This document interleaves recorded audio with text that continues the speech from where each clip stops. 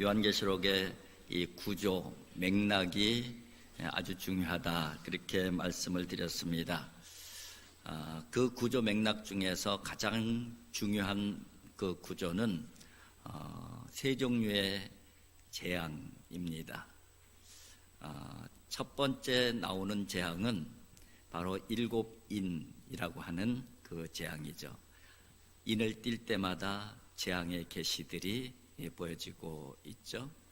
그리고 두 번째 재앙의 모습은 나팔, 천사들이 나팔을 하나씩 불 때마다 재앙의 계시가 보여지게 된 것이죠. 두 번째가 바로 이 나팔 재앙입니다. 그리고 이제 세 번째 재앙이 대접이 쏟아질 때마다 이 재앙의 그 계시가 보여지고 있습니다. 이것이 요한계시록의 구조 중에서 아주 중요한 그런 구조이고 맥락이라고 할 수가 있습니다. 그런데 이 세 가지 종류의 이 재앙 가운데에 특징이 하나 있는데, 그 재앙 사이사이에 막간의 계시가 있다는 거예요. 그 막간의 계시가 아주 중요한 그 메시지인 것이죠. 첫 번째 재앙인 인을 띠면서 나타나는 재앙, 여섯 번째 인을 띠고 일곱 번째 인을 띠는 그 사이에 막간의 계시가 있는데, 그것이 바로 하나님의 인을 이마에 맞은 14만 4천, 곧 구속함을 받은 셀 수 없는 무리들에 대한 그 내용이에요. 이것이 바로 이제 그 요한계시록 7장에 나오는 것이죠. 그리고서 이제 일곱 번째 인을 띠면서 일곱 번째 인의 내용은 바로 일곱 개의 나팔이에요. 첫 번째 천사가 나팔을 불 때 또 첫 번째 재앙이 나타나고, 그래서 나팔을 여섯 번째까지 나팔을 불고 일곱 번째 나팔을 불기 전에 막간이 있는데, 그 막간의 내용이 바로 오늘 본문 말씀인 요한계시록 10장 그리고 11장의 내용인 것입니다. 그러니까 오늘 본문 말씀은 나팔 재앙의 여섯 번째 재앙이 끝나고 일곱 번째 나팔이 불러지기 전에 막간의 계시로 보여준 내용이라는 것이에요. 그 내용이 어떤 내용인지, 그 말씀을, 그 계시를 왜 보여주셨는지, 그것이 우리에게는 굉장히 중요한 하나님의 말씀이라고 할 수가 있습니다. 이제 오늘 본문은 그 막간, 여섯 번째 나팔을 불고 일곱 번째 나팔을 불기 전에 이 막간에 보여준 계시는 크게 두 가지 내용이 있어요. 하나는 힘센 천사, 아주 환상적이고 아주 대단해 보이는 천사가 하늘에서 내려오는 모습이 보여지면서 그 내용이 하나의 내용이고요. 그것이 10장이고요. 11장에 넘어가게 되면은 바로 이제 두 증인, 1260일 동안 3년 반 동안 증인으로 살아가는 그 두 증인에 대한 그 내용이 바로 11장의 내용이에요. 이제 오늘 본문 말씀은 두 번째 막간의 계시, 그 중에서 첫 번째 내용이죠. 천사가 하늘로부터 내려오면서 오늘 본문이 시작이 되어집니다. 천사가 이렇게 쭉 내려오는데 천사의 모습이 그 묘사가 되어져 있어요. 근데 그 천사의 모습은 어떤 모습이냐면은 머리 위에는 무지개가 이렇게 있고, 그리고 구름 옷을 입었다, 그렇게 표현이 되어져 있어요. 그런가 하면 그 얼굴은 해같이 밝은 얼굴을 하고 있고, 그리고 그 발은 불기둥처럼 그렇게 생겼다. 근데 그 두 발이, 불기둥 같은 그 발이 한쪽은 땅에 짚고 있고 한쪽은 바다에 짚고 있는 그런 어마어마한 천사의 모습으로 그렇게 묘사가 되어졌어요. 근데 그 천사가 사자가 울부짖는 것처럼 소리를 왁 외치는 거예요. 근데 그 소리가 얼마나 엄청났던지 7 우레가 울리는 것처럼 들린 거예요. 천둥, 7개 천둥이 치는 소리로 들리는 거예요. 그 7개 천둥 소리를 듣고 요한이 그것을 기록하려고 이렇게 하고 있어요. 그런데 하늘에서 음성이 들리는 거예요. 기록하지 말라. 임봉하라. 그리고 또 하나의 장면은 그 천사가 하늘로 손을 쫙 올린 그런 모습이 또 보여지기 시작합니다.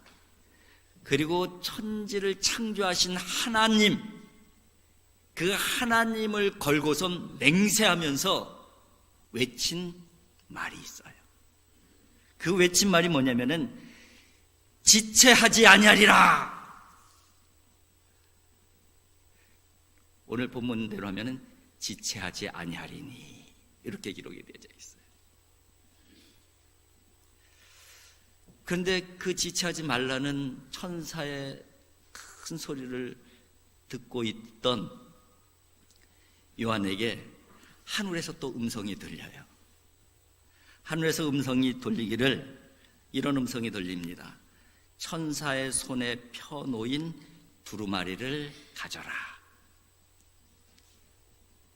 천사의 손에 작은 두루마리가 하나가 펴져 있어요. 그 두루마리를 네가 가져라.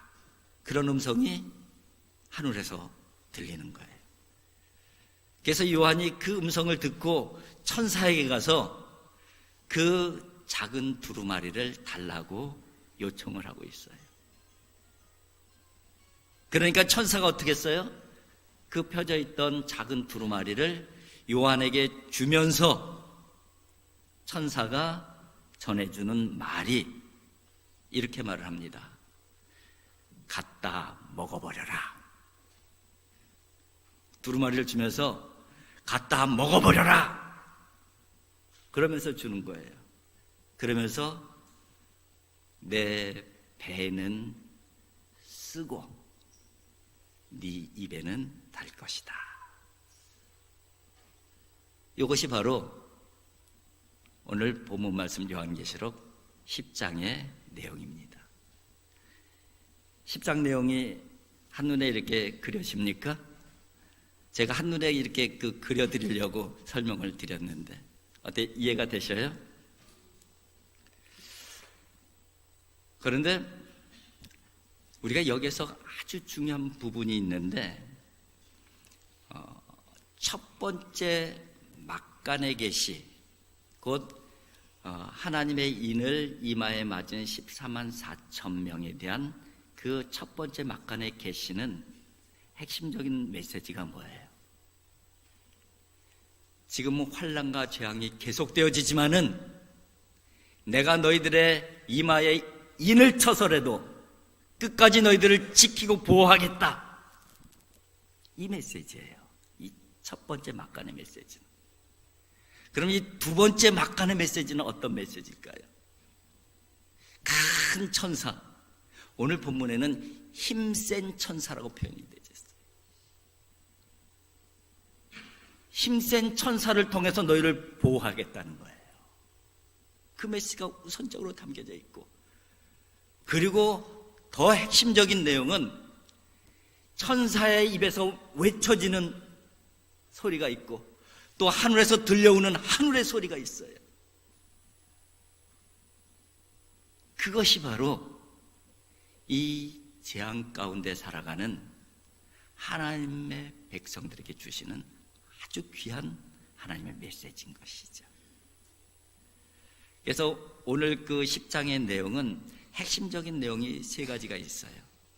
그 내용은 뭐냐면은 하늘로부터 들려지는 소리, 그리고 천사 입을 통해서 외쳐지는 소리, 여기에 그 핵심적인 메시지가 담겨져 있다는 거예요. 그것을 중심으로 몇 가지 말씀을 드리려고 합니다. 한번 첫 번째 메시지를 한번 볼까요?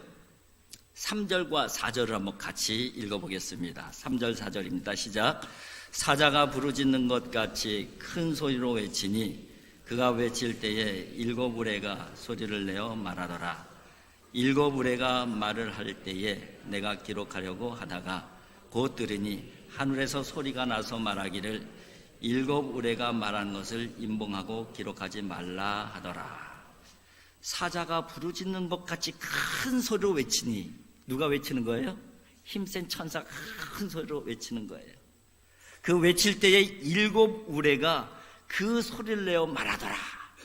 이 일곱 우레가 천둥이 막 치면서 말을 하는 거예요. 그래서 그것을 받아 적으려고 요한이 하고 있는 거예요. 그런데 하늘에서 또 소리가 들리죠. 어떤 소리가 들려요? 일곱 우레가 말한 것을 임봉하고 기록하지 말라. 여러분, 이게 무슨 의미일까요? 하늘에서 들려온 이 음성, 그것을 임봉하고 그것을 기록하지 말라. 천둥 소리처럼 들려주시고선 그것을 임봉해버리래요. 그것을 기록하지도 말래요. 하나님의 계시의 말씀은 반드시 이루어집니다. 하나님의 말씀은 반드시 성취되어져요.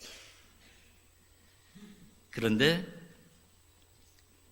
그 하나님의 모든 계시를 우리가 다 알 필요도 없고 알 수도 없다는 것을 의미하는 거예요. 하나님께서 들려주셔도 우리가 다 이해할 수가 없어요.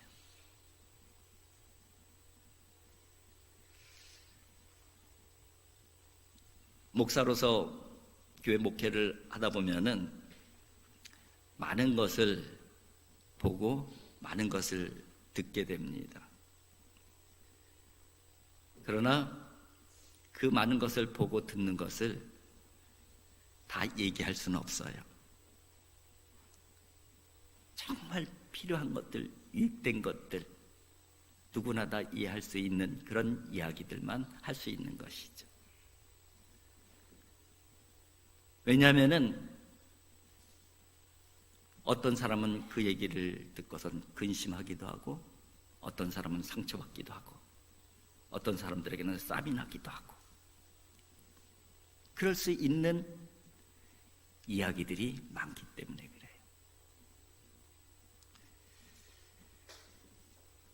때로는 진짜 은혜로운 이야기, 은혜로운 사건들이 있음에도 불구하고 그 은혜로운 이야기조차 이야기할 수 없을 때가 있어요.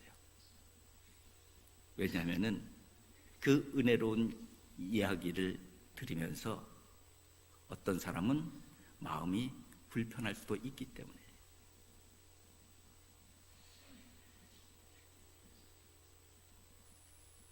제 아내가 저에게 불만 중에 하나는 교회 일을 너무 얘기해 주지 않는다는 거예요.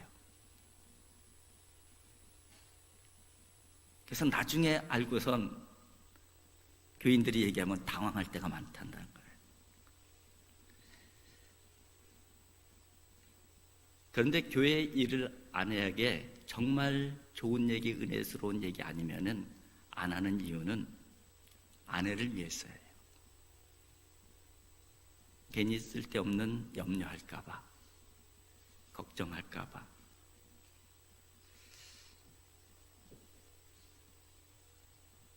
다 안다고 다 좋은 것은 아니에요. 다 안다고 또 다 이해가 되는 것도 아니잖아요. 생각해 보면은 사람과 사람의 관계가 다 그런 것 같아요. 서로 다 아는 것 같지만은 모르는 게 더 많잖아요. 부모 자식 간이라고 다 압니까? 부모 자식 간에도 모르는 게 훨씬 더 많아요. 절친이라고 다 압니까? 절친이라고 다 아는 게 아니에요. 아는 것만 아는 것이죠. 모르는 게 훨씬 더 많아요. 목회자와 교인 사이도 마찬가지예요. 알면 얼마나 알아요. 사실 보이는 거 조금 아는 거예요.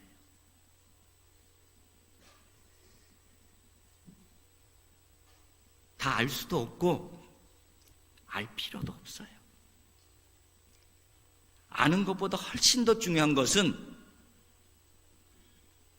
신뢰하는 것이고 사랑하는 거예요. 부모 자식 간에도 마찬가지고, 친구 간에도 마찬가지고, 교인들 간에도 마찬가지고. 아는 것이 중요한 것이 아니라 신뢰하는 것이 중요한 거예요. 사랑하는 것이 중요한 것이. 하나님의 뜻은 더더욱 그렇습니다. 하나님의 뜻을 우리가 어떻게 다 이해를 할 수가 있겠어요? 하나님의 계획을 우리가 알려주신다 한들 다 이해할 수는 있겠어요? 없어요. 없어요. 하나님과의 우리의 관계에서 정말 중요한 것은, 아는 것도 물론 중요하지만 진짜 중요한 것은 하나님을 신뢰하는 것이 중요한 것이고, 하나님을 사랑하는 것이 중요한 거예요. 때로는 그냥 덮어놓고 믿고 덮어놓고 사랑하는 것이 우리에게 훨씬 더 유익되고 은혜가 될 때가 있는 것이죠. 기록하지 말라, 임봉해놓으라. 이 하나님의 계시는 다 이루어지는 계시예요. 그러나 몰라도 된다는 거예요. 몰라도 된다. 너희들이 개방되어져도 다 이해할 수도 없다. 그러나 이 계시는 반드시 이루어질 것이다. 그 메시지가 담겨져 있는 것이죠. 두 번째 메시지는 천사의 입을 통해서 전달되는 메시지입니다. 하나님의 이름으로 맹세하면서 천사가 외치는데, 지체하지 아니하리니, 지체하지 않을 것이다. 그런데 그 다음 이어지는 절 7절을 보게 되면은 뭐가 지체하지 않을 것이라는 것을 설명하고 있어요. 두 가지로 설명을 하고 있는데, 그 하나는 이제 6번째 나팔 재앙이 끝나고 막간이잖아요. 그러면 이제 뭐가 있는 거예요? 7번째 나팔 재앙이 있는 것이잖아요. 곧 7번째 나팔 재앙이 지체되지 않을 것이다. 그 메시지예요. 첫 번째 메시지. 그리고 그것을 설명하는데 어떻게 설명하냐면은, 선지자들에게 전해진 복음, 곧 하나님의 비밀이 이루어지는 그 날이 지체되지 않을 것이다. 그것을 7절이 설명을 하고 있어요. 지금 심판의 재앙이 계속해서 진행되어지고 있습니다. 그 한 중심에 있는 하나님의 백성들에게 주신 말씀이에요. 큰 7번째 나팔 재앙이 지체하지 않고 올 것이다. 그 말씀을 왜 하실까요? 그 재앙이 오기 전에 그 재앙을 준비하라는 거예요. 준비하라. 하나님의 선지자들을 통해서 주신 말씀이 이루어질 것이다. 하나님의 비밀이 이루어질 것이다. 곧 이루어질 것이라는 거예요.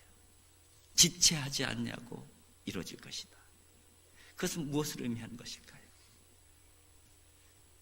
두렵고 고통스럽고 힘들지?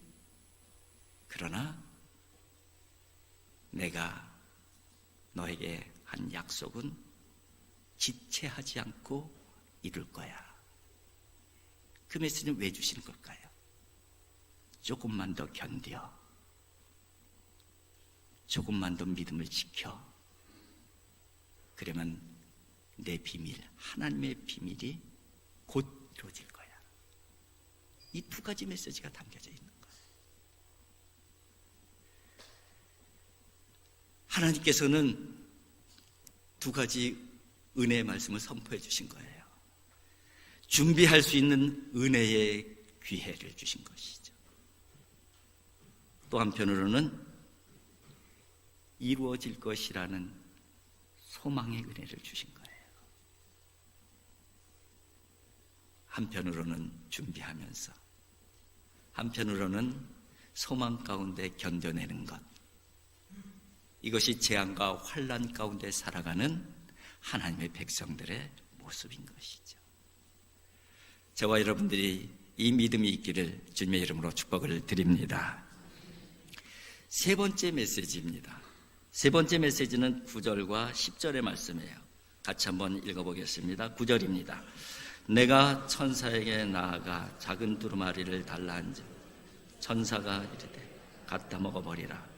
내 배는 쓰나 내 입에는 꿀같이 달리라 하거늘 내가 천사의 손에서 작은 두루마리를 갖다 먹어버리니 내 입에는 꿀같이 다나 먹은 후에 내 배는 쓰게 되리라.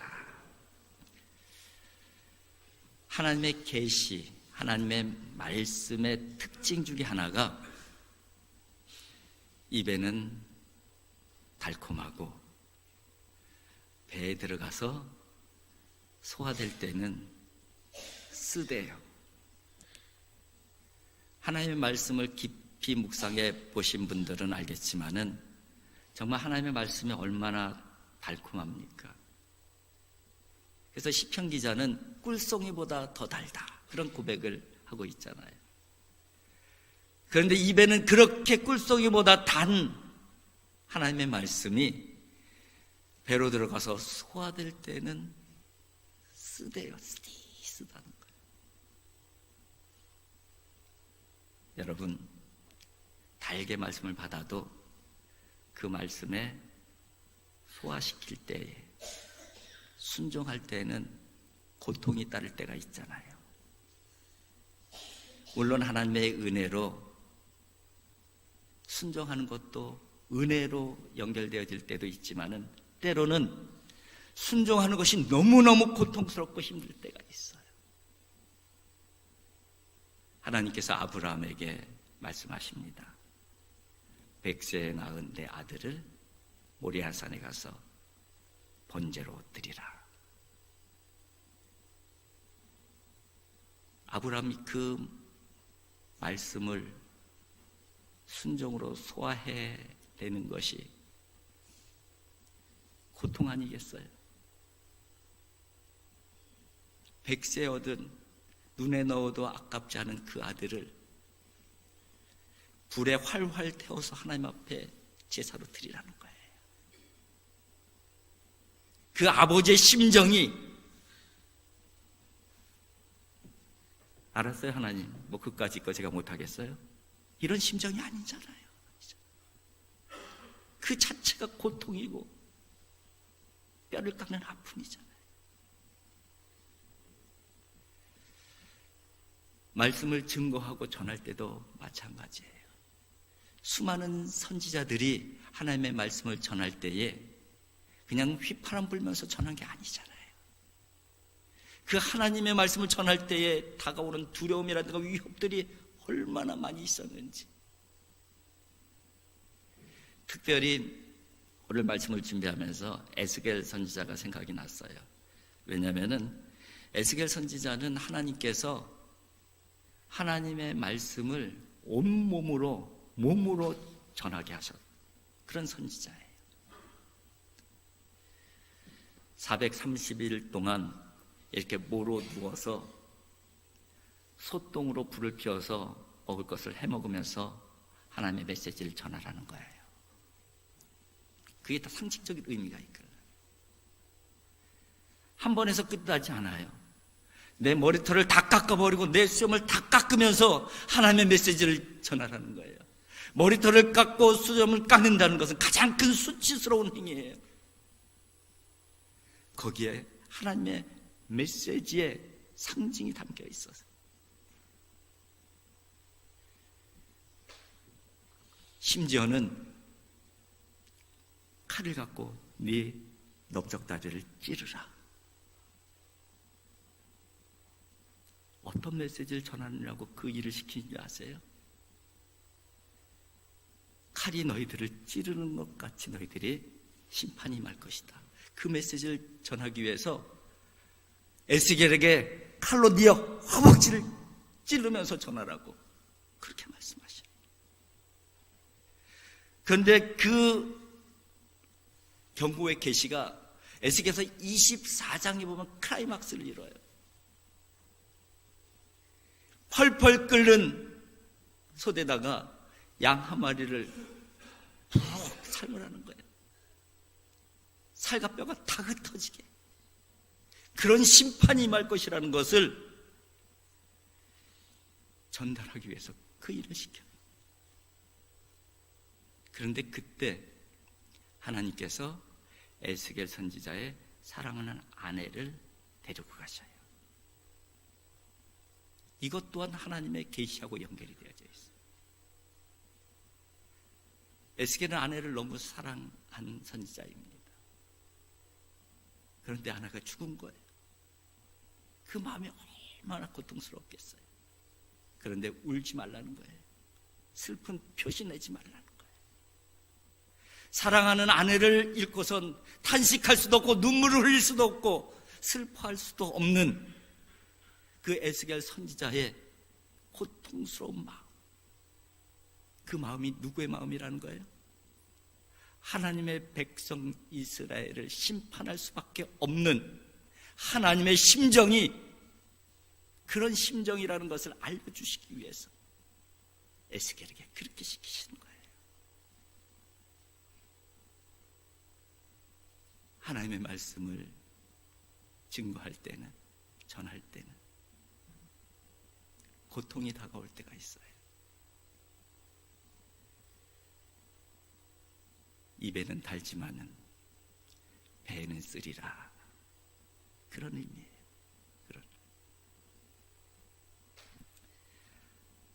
아무리 쓰더라도 아브라함은 순종했습니다. 아무리 아프고 고통스러웠지만 에스겔은 말씀의 파수꾼이 져야 되는 십자가를 포기하지 아니하였어요. 하나님의 역사는 이렇게 만들어져 가는 거예요.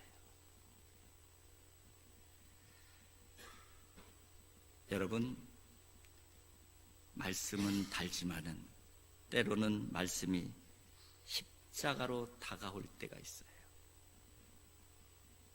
십자가로 다가올 때는 그 말씀이 뼈를 깎는 고통과 아픔을 함께 동반하잖아요.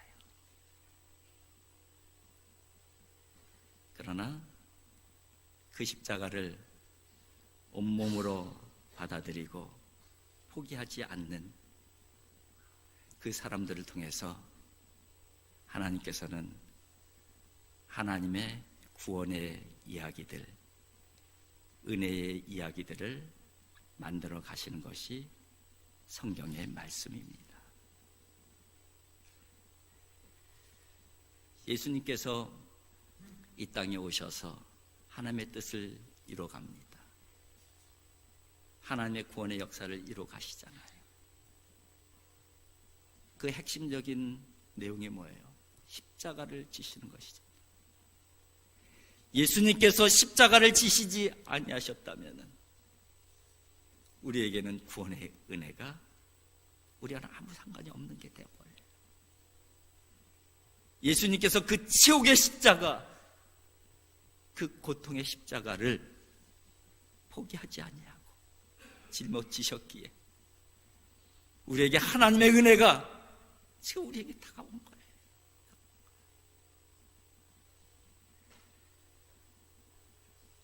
하나님께서 우리 각자에게 주시는 하나님의 은혜가 있고 말씀이 있고 또 그것과 아울러서 십자가라는 사명도 우리에게 주십니다.